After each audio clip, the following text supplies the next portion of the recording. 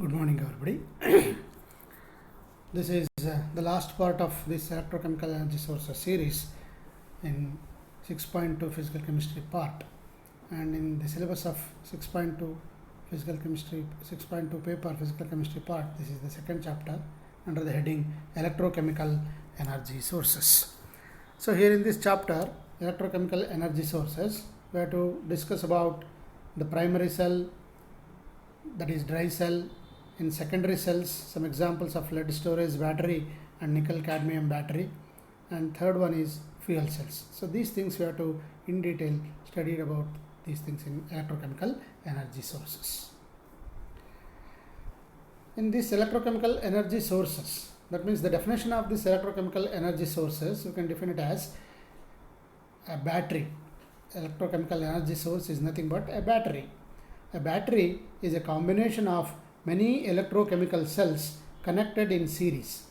Any redox reaction occurring at an appropriate electrode can be employed to generate electricity in such cells.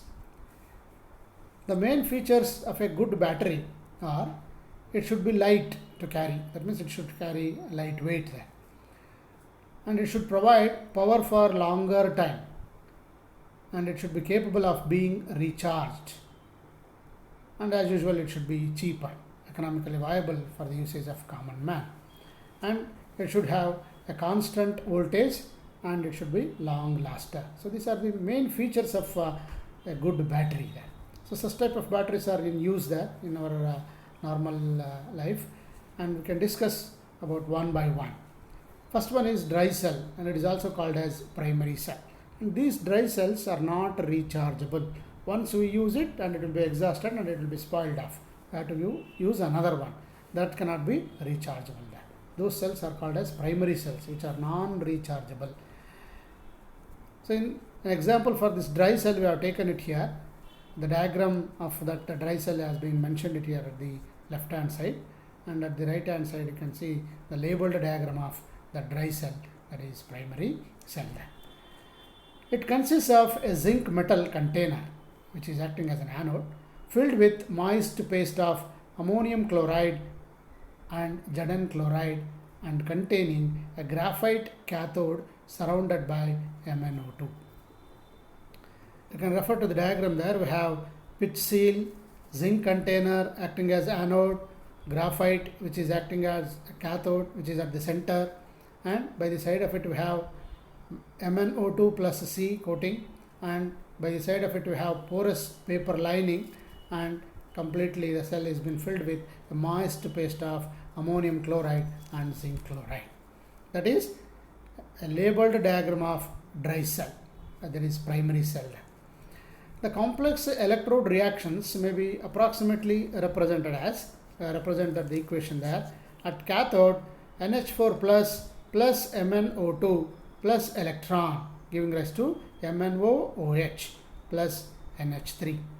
That is reduction taking place at cathode, accepting the electrons. And as usual at anode, zinc is the anode there, and it undergoes oxidation to give rise to Zn2 plus 2 electrons. So electrons have been released there. So at zinc anode, oxidation takes place, and at MnO2 plus C, where it is there, we are considering that graphite rod, there reduction takes place there. So Mn4 plus is reduced to Mn3 plus at the cathode, and ammonia is produced as a product. And this gas ammonia combines with Zn2 plus ions to form a complex ion of ZnNH3 4 times 2 plus. As such, no pressure of the gas is developed inside the cell. So it forms a complex ion. Therefore, ammonia gas is not released. The released gas has been combined with Zn2 plus ions, forming a complex ion ZnNH3 4 times 2 plus. However, due to acidic nature of ammonium chloride, due to hydrolysis, the zinc metal is constantly corroded. Due to this, the cell does not work for a longer time, and its voltage is approximately 1.25 volts to 1.5 volts. So this is a typical dry cell, primary cell, and its parts have been mentioned there. what are the equations taking place at anode and cathode has been mentioned, and how much of potential it is going to develop, and that has been mentioned as 1.25 volts to 1.5 volts for each dry cell. If you want more voltage, you have to connect these number of dry cells in series so that you can get more voltage. Suppose for one cell it is 1.5 volts, means if you want 3 volts means you have to connect 2 cells in series, just like as we are using it in our torches there. We use these dry cells, Eveready batteries, Nippo batteries are there, no? Those are all the examples of dry cell. This is a primary cell and this cannot be recharged. So once it is over and it has been exhausted and it has been spoiled, and we have to throw it out and we have to use newer one. This cannot be recharged. That's why it is called as a primary cell. Another type of cells are there, secondary cells. They are called as secondary cells and they can be rechargeable. These cells are called as secondary cells because they are rechargeable. Once the batteries have been exhausted, again you can connect it to the external source of EMF, or you can connect it to the external battery and you can recharge it. Connect it to the electrical socket and you can recharge it there. Those cells are called as secondary cells. As far as our syllabus is concerned, there are 2 examples you have to discuss about these secondary cells there. First one is lead storage cell, another one is nickel cadmium storage cell. Lead storage cell, it consists of a lead cathode and a grid of lead packed with PbO2 as anode. The electrolyte is sulfuric acid and the half cell reactions are, it has been mentioned there, PbO2 solid plus SO4 2 minus plus 4H plus 2 electrons, giving rise to PbSO4 solid plus 2H2O. This reaction is taking place at cathode because we are observing that electrons have been accepted there.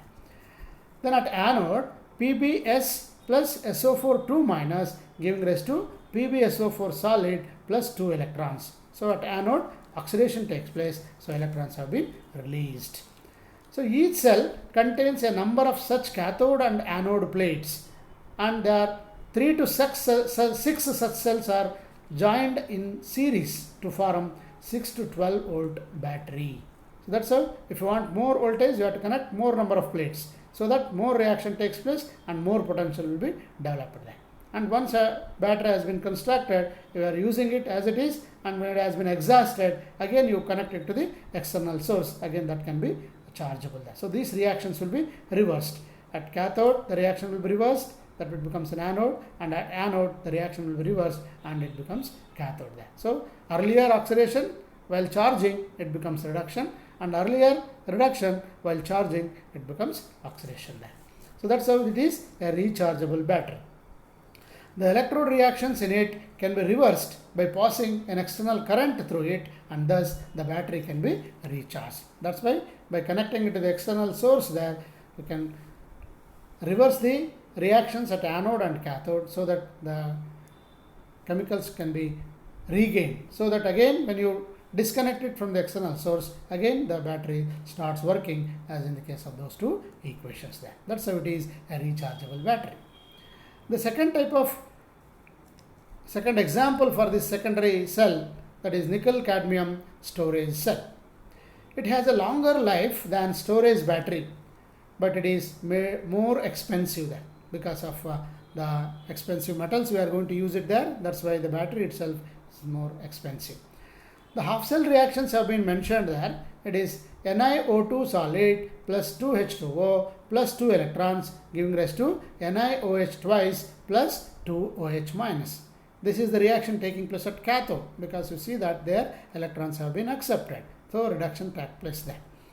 And at anode, cadmium solid CdS plus 2OH minus, giving rise to CdOH twice plus 2 electrons. This is the reaction taking place at anode. And each cell has an EMF of approximately 1.4 volts. So if you want more voltage, then you have to connect such type of nickel cadmium storage cells in series. So that depending upon the usage there, you can connect them in series and use them. So the comparison between this lead storage cell and nickel cadmium storage cell is comparatively nickel cadmium storage cell is slightly expensive because of the nature of the metals we are going to use it here, nickel and cadmium being costliest metals there. That's why construction requires more amount. That's why these batteries are more expensive than our normal lead storage cell.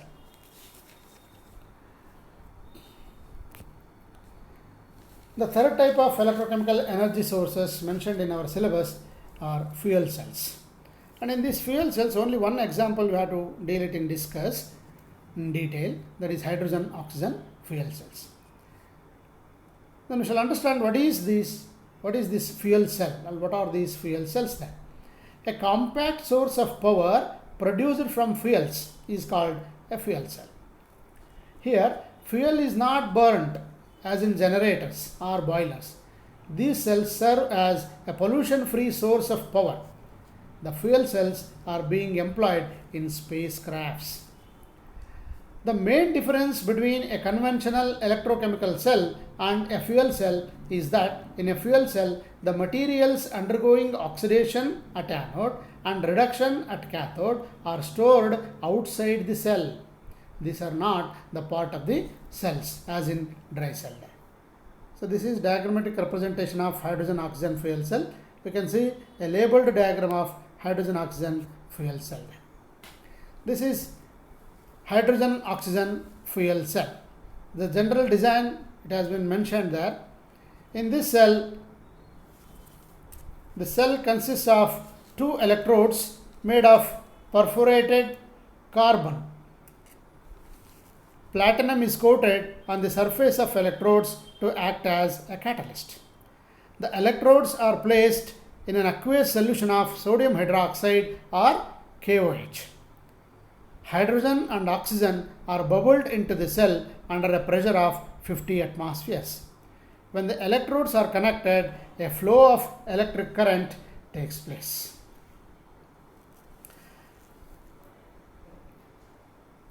And the cell representation, we can represent it as hydrogen at cathode bar KOH or NaOH bar oxygen at cathode.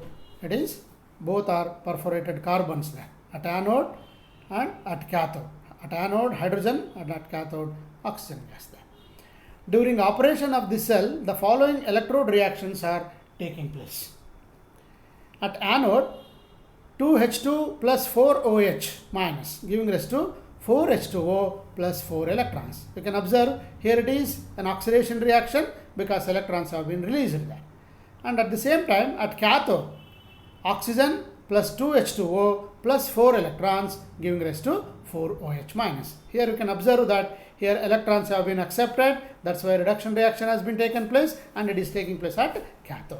Therefore, the overall cell reaction is 2H2 plus O2 giving rise to 2H2O liquid. And EMF of the cell is found to be 1.229 volts and it does not depend on the composition of the electrolyte. It depends upon only the oxidation reaction taking place at anode and reduction reaction which has been taking place at cathode. During the discharge of this hydrogen oxygen fuel cell, the voltage is within 0.7 to 0.9 volts depending on the density of the discharge current on the electrodes. And in the best design of the cell, the current density reaches up to a maximum of 200 to 300 milliamperes per centimeter cube, per centimeter square. And the importance of this hydrogen oxygen fuel cells, such cells are used in spacecrafts. The electrolyte used in these cells is an ion exchange material and not a solution of sodium hydroxide or KOH.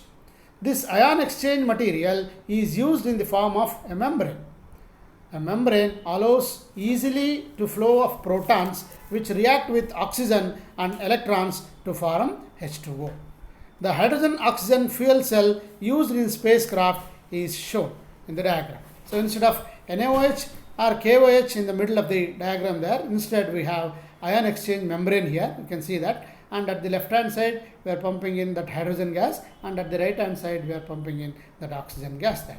The same type of reactions will take place, only the difference is in this ion exchange membrane has been used instead of that alkali there. So that here no leakage will be there and the potential developed here in this, it will be a constant one and it can be used for a longer time. Constant production of potential has been taken place. So depending upon the output there, how much of potential we are going to require it, we are going to connect such type of small ion exchange membranes in these fuel cells there in series, and you can get how much of potential we require in that case there. So this is a simple case of hydrogen oxygen fuel cell. And usually the applications of these hydrogen oxygen fuel cells they are used in spacecrafts there. And so normal reaction it has been taken place in such type of fuel cells. Half S2 giving rise to 2H plus 2 electron. It is at anode, oxidation takes place, and as usual at reduction takes place at cathode, that is 2H plus O2 plus 2 electrons giving rise to H2O there. So this is a simple case of hydrogen oxygen fuel cell which is used in spacecrafts. And that completes the syllabus, this chapter, Electrochemical Energy Sources, the second chapter in the physical chemistry part of 6.2 paper, and the complete electrochemical phenomenon, the electrochemical cells in part 5, and sixth part is electrochemical energy sources. Therefore, the complete syllabus of this VSKUB 6.2 chemistry paper, physical chemistry part, it has been dealt in 6 parts there. So students, if you are having any doubts there, you can clarify it by just ringing to me to my personal number, or you can contact by my email ID, that is govindarajb1964@gmail.com. So by email also you can contact and you can clarify the doubts. Thank you very much for your patience hearing.